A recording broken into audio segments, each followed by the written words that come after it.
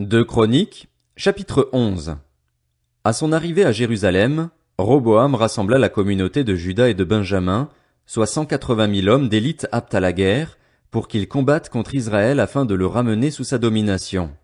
Mais la parole de l'Éternel fut adressée à Shemaéja, l'homme de Dieu. Parle à Roboam, le fils de Salomon et le roi de Juda, ainsi qu'à tout Israël en Juda et en Benjamin. Annonce-leur, voici ce que dit l'Éternel. Ne montez pas faire la guerre à vos frères. Que chacun de vous reparte chez lui, car c'est de moi que vient cette situation. Ils obéirent aux paroles de l'Éternel et firent demi-tour, renonçant à marcher contre Jéroboam.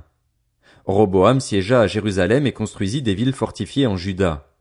Il reconstruisit Bethléem, Étam, Tekoa, Beth-Sur, Soko, Adulam, Gath, Marécha, Ziph, Adoraïm, Lachis, Azeka, Tsoréa, Ajalon et Hébron, qui se trouvaient en Juda et en Benjamin, et il en fit des villes fortifiées. Il fortifia leurs remparts et y établit des commandants ainsi que des entrepôts pour les vivres, l'huile et le vin. Il dota chacune de ces villes de boucliers et de lances, et il les fortifia grandement. Juda et Benjamin lui appartenaient. Les prêtres et les Lévites qui habitaient tout Israël quittèrent leur domaine pour se rallier à lui.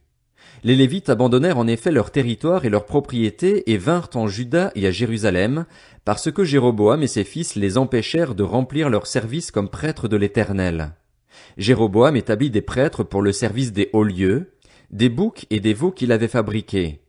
Les membres de toutes les tribus d'Israël qui avaient à cœur de rechercher l'Éternel, le Dieu d'Israël, suivirent les Lévites à Jérusalem pour offrir des sacrifices à l'Éternel, le Dieu de leurs ancêtres.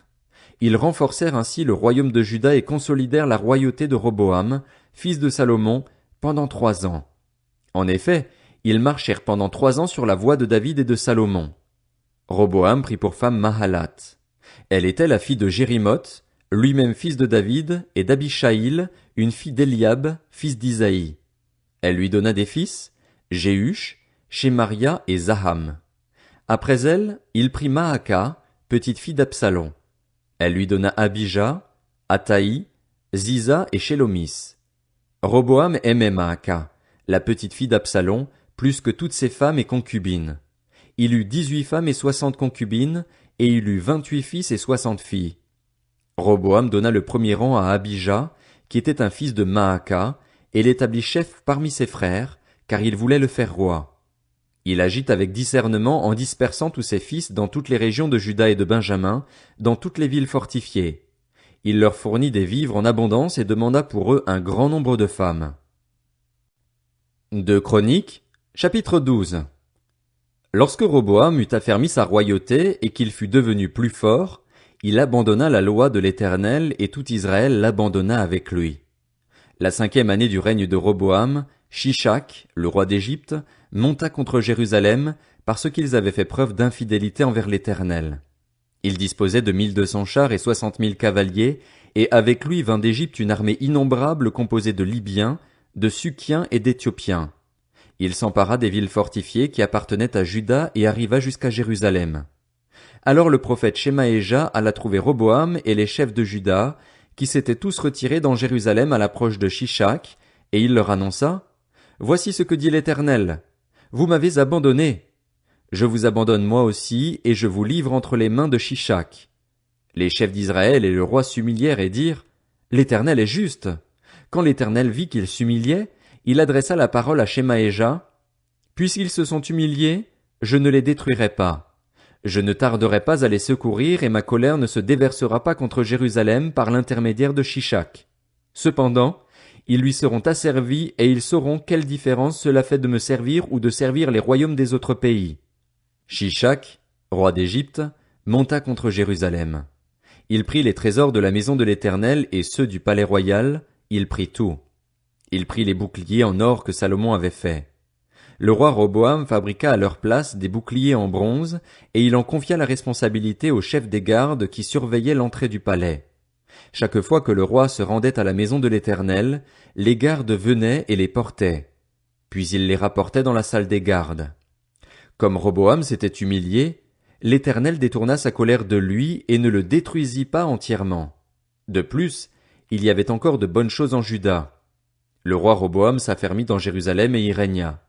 Il avait 41 ans lorsqu'il devint roi et il régna 17 ans à Jérusalem, la ville que l'Éternel avait choisie parmi toutes les tribus d'Israël pour y établir son nom.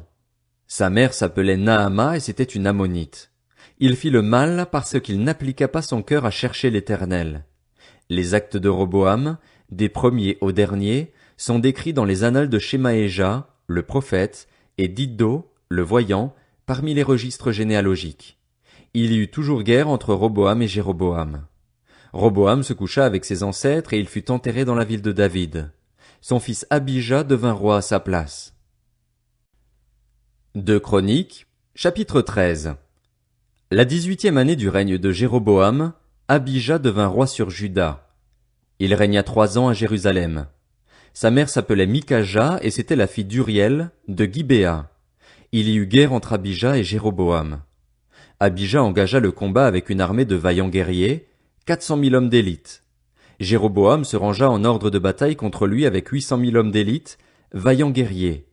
Du haut du mont Tsémaraïm, qui fait partie de la région montagneuse d'Éphraïm, Abijah se leva et dit, « Écoutez-moi, Jéroboam et tout Israël. Ne savez-vous pas que l'Éternel, le Dieu d'Israël, a donné pour toujours la royauté sur Israël à David, à lui et à ses descendants, par une alliance inviolable? Mais Jéroboam, fils de Nébat, qui était un serviteur de Salomon, le fils de David, a surgi et s'est révolté contre son Seigneur.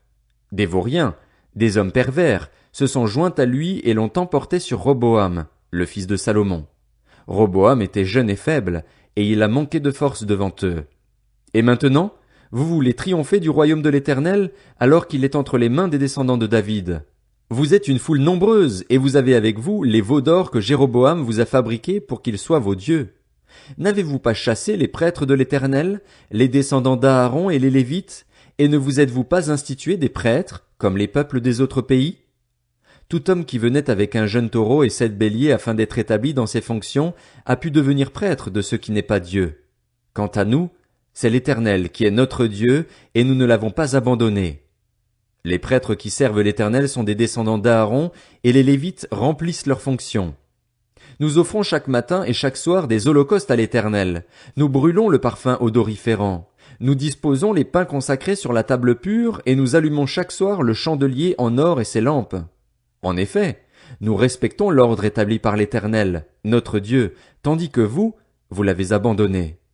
Dieu et ses prêtres sont avec nous, à notre tête, et nous avons les trompettes retentissantes pour les faire résonner contre vous. Israélites, ne combattez pas l'Éternel, le Dieu de vos ancêtres, car vous n'auriez aucun succès. Et Jéroboam les prit par derrière en les encerclant au moyen d'une embuscade, de sorte que ses troupes se trouvaient en face de Juda, tandis que l'embuscade les prenait par derrière. Les Judéens se retournèrent et virent qu'ils avaient à combattre devant et derrière. Ils crièrent à l'Éternel et les prêtres sonnèrent de la trompette. Les hommes de Juda poussèrent un cri de guerre et, à leur cri de guerre, l'Éternel frappa Jéroboam et tout Israël sous les yeux d'Abijah et de Juda. Les Israélites prirent la fuite devant les Judéens et Dieu les livra entre leurs mains. Abijah et son peuple leur infligèrent une grande défaite et 500 000 hommes d'élite tombèrent morts parmi les Israélites. Les Israélites furent humiliés à cette occasion et les Judéens remportèrent la victoire parce qu'ils s'étaient appuyés sur l'Éternel, le Dieu de leurs ancêtres.